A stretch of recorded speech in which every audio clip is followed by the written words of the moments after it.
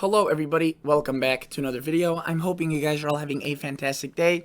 So as you can tell, in today's video we will be talking about a large potential winter storm that will be occurring. Now let me just tell you that from yesterday's video, the confidence has gone up pretty much as it could have in a 24-hour period, given this how far out the system is. So I'm kind of excited to say that my early latching onto this system has probably proved well reasoned, as you know I thought, but obviously there's always a chance of being wrong. But I think it's looking pretty exciting. There could be, again, that the details, the location is still a bit fuzzy, but there could be a lot of snow, a lot of rain, obviously, and a lot of excitement for those that want that system, and a lot of dread for those that don't really like snow wherever it may fall, which again is still uncertain. I am recording this video a bit later than usual. I do apologize. I just got finished taking a exam for my classes, for one class, so that's why today's video is a bit later. I do want to say that before we get into today's video, if you guys do enjoy what I do here on this channel, you could consider subscribing, consider liking the video. Obviously, don't do that if you don't actually like it, right? I'm just reminding you, once you watch the video, to do that. And without further ado, if you have any comments, leave them down below. Without further ado, let's get into this. First off, let me show you what has happened model run by model run from yesterday's video, right? So yesterday, the last model I showed you was at evening hour of the Tuesday. So let's see what happened at midnight. I was watching pretty much all these models roll in, and I've analyzed most of them. So let's see what the one happened kind of after I recorded the video, and let's see whether or not supported that snowstorm, again, around that 200-ish hour timeline, a bit after. There's that big system across the northwest, and boom, look. It was consistent, right? It showed a system mainly more towards the north and into portions of southern Canada, but it definitely was there. And what it shows afterwards, the models kind of obviously are having a blast. Some are showing nor'easters, others aren't. We're not focused about that. Well, yes, it's fun to, I guess, look at it. We're focused around that, again, that storm around the 200-hour timeline. Okay, this is the one from today, 6 o'clock in the morning. Let's see what it showed. So again, there's that big storm, that nor'easter potential. Even if it does occur, it'll be just rain. Look, there's that one to watch. A massive northwest system, lots of rain for the west. And look what this model run did of the GFS. A very, very large system. Lots of snow, lots of rain. Look, it develops kind of a secondary one right there. Boom! And blasts portions of southern Canada and, the Midwest. And it continues showing an active pattern. So, it was consistent. Let's take a look at the noon one. I'm just kind of trying to show you here that ever since I uploaded that video, the models, the GFS has been consistent with this, which is why I'm super happy because, well, consistency is your friend. Your trend is a friend. There's that system. You can see it's slightly different every time, every model run, but the memo's the same. Look, another large system around that same time frame, and again, the consistency is there. We have a large northeast, some sort of conglomerate of rain, precip, whatever it may be. This one showed a nor'easter. Again, what happens after 240 hours of models? Even the consistent GFS is inconsistent. But again, it's up until that certain time frame that we are really trying to see what it shows. And now this is the most up-to-date model run. Literally came out couple of hours ago, and so if you're watching this on Tuesday, it's fresh. And look, there's that system, consistent and beast, already moving on to the west. And again, it shows that system slamming much of the Midwest with heavy snow, a lot of the east, the south, portions of southern Midwest, very heavy rain, obviously colder behind that system. And again, what happens afterwards is a bit of a mystery. Some models show snow, some show rain. This one showed all of that within its last 24 hours of running its model. So let's see what the snowfall totals from such a beast like this may look like. Right, so let me go to the total snowfall, and let me play this forward again in time. So this is active snowfall. Not much up until that time. You can see mainly mountain snow, maybe a bit off the lakes and into extreme northern Canada. But around that time frame, when that beast moves in onto the west, you'll see. Look how much snow we start accumulating across the west, and boom, right there. Look at that snow. There could be quite a bit of it. Look in North Dakota, southern Canada, southern Manitoba, southern Saskatchewan. They're seeing a lot of snow, especially Manitoba, western Ontario, northern South Dakota, and this does vary based kind of on model run to model run slightly. Let me go out to hour 300, so it's encapsulating the whole event. But look at that. That is some very heavy snow. This is the one from noon. This is the one from today in the morning. They have been, again, not really consistent with the details, right, of where the heaviest snow, where, right, whatever. they have been consistent with how much or with the fact that there's a storm, and that's what we're trying to get on right now. Trying to see, that's what yesterday's video was all about. I was trying to show you why I think there may be a system that's going to form, and thankfully it didn't just go away, and I didn't just get kind of slapped in the face, right? That would have been pretty bad.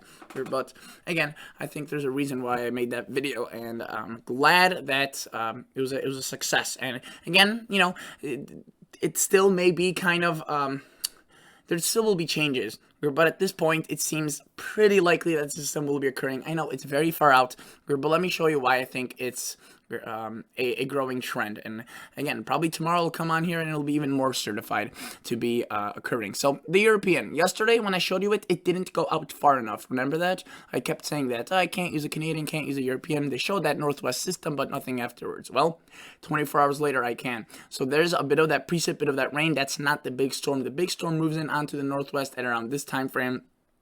Right there, boom.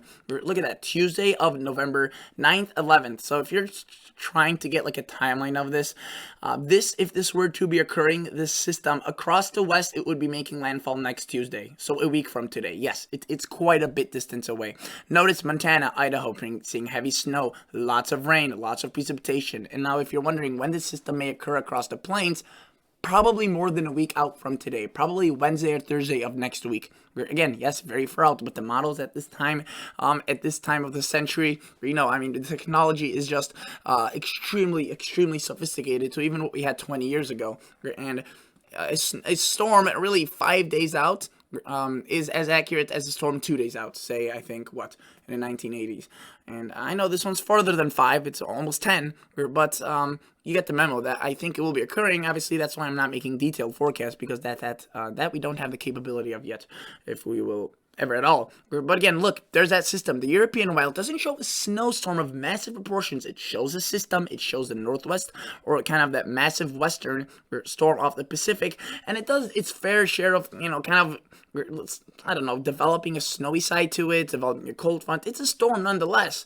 It's just a bit of a different orientation. But again, it would be very concerning if this model just showed nothing. But it's definitely there, just different orientation, which again is nothing to worry about. It will change 1,000 times by the time it comes. Whether or not that changes in favor for heavy snow or rain, we will have to see. Maybe the GFS is too aggressive. Maybe the European is not aggressive enough.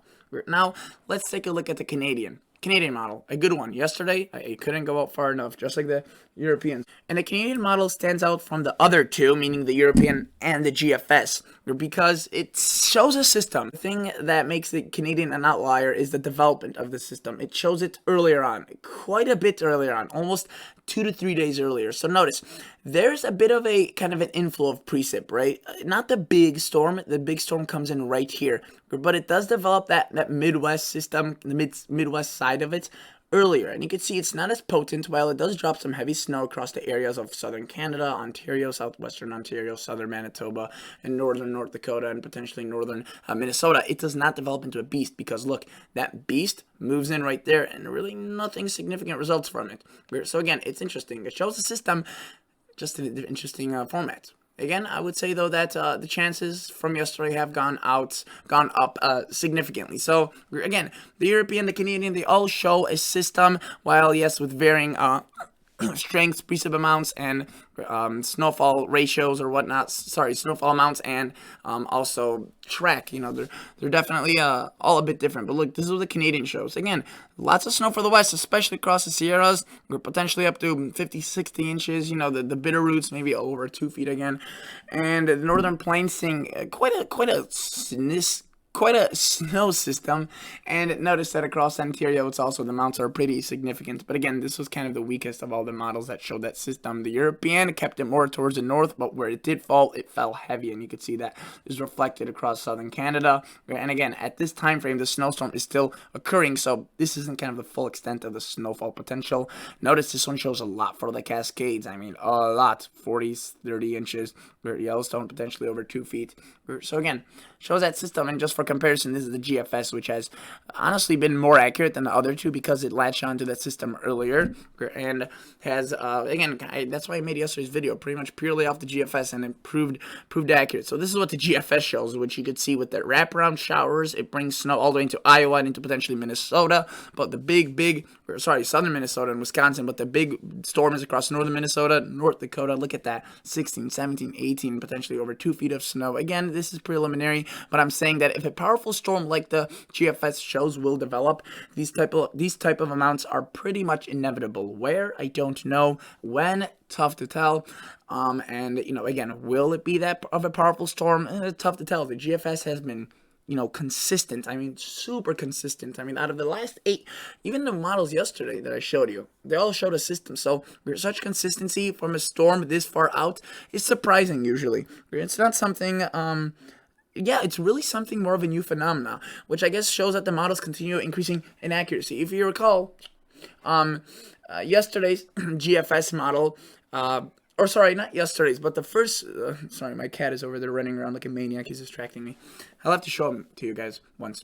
But the first system that occurred, if you recall, across Wyoming and Montana, that one too, I latched on very early when it was around 250 hours out, and I kind of tracked it all the way until it occurred. And again, it was really the GFS that kind of did that. So I think, again, that's why the GFS is equally as compatible with the European around that 200-hour timeline. Closer up, maybe the European's better, but again, I feel like the glory days of the European were outcompeted the GFS by such a large kind of difference are over. Whether or not which one's better is, again, more of a debate rather than one-sided argument towards the European model. But that's just my weather thinking on the weather models. Let's start talking about this winter storm yet again. So I want to show you one more thing, the GFS ensembles. Since the GFS has been, I think, in my opinion, more accuracy, and I'm leaning towards it, I want to show you, again, and even if I'm wrong with that, with the GFS kind of bias, what I'm going with, it's not really bias, I think it's well reasonable or well rationed, well rationalized. I do want to say that, the other ones, they still show a storm, so it's just a matter of whether or not they kind of trend towards what the GFS does or the GFS trends south. But let's take a look at the GFS ensembles, 31 models, and I could show you all of them at once, and I'm zoomed in on the Midwest because I can't show you all of the United States, and this is where most likely that system will occur. And notice that around this time frame, they all show something different, but we just see a blossoming of color, right? And let's just run this through model by model, and I want to show you that some you could see show a decent system, not a massive one, but a snowstorm nonetheless, potentially up to a foot and a half right there. Some show more of a disorganized system, some don't show anything at all, but I want to say that these ones are far and few in between, right? 1, 2, 3 right there, that's the one that doesn't, 3, 4, no, that shows the system. 4, out of the 31, 4, maybe I'm missing a few, maybe 4 or 5 are showing, and 5 or 6 aren't showing the system at all, but then the rest, they are. It's just different formats. So you can see this one's very weak, probably the snow's very more north towards Canada, and then there's quite a few that show a very large system of some kind, either right on the other side into Canada or into the United States. You can see this one's more into Montana, this one's more across Minnesota. You can see right there's that little cutoff. I can't zoom down further for some reason. And all of these systems, look at that one, shows more snow across Illinois into Wisconsin. So, that's probably unlikely. But I would say that, again, from, let's say, yesterday's 18Z, there was an explosion in showing a system, right? But it was a bit more disorganized. You can see there's quite a few more that were just empty, but there still were. Again, there was already that consistency yesterday, and let's see the day before that. So on Halloween, what it looked like, and you can see that really just 3 or 4 that showed it. So in a matter of 2 days, we have seen a lot of agreement from these models, and with being 10 days out, we'll have to see what happens. But I do want to say a large system is probably on its way. In what form, again, the details of that are probably still pretty unclear. Regardless, thank you guys so much for watching, and I'll catch you all on the next episode. See ya. Bye.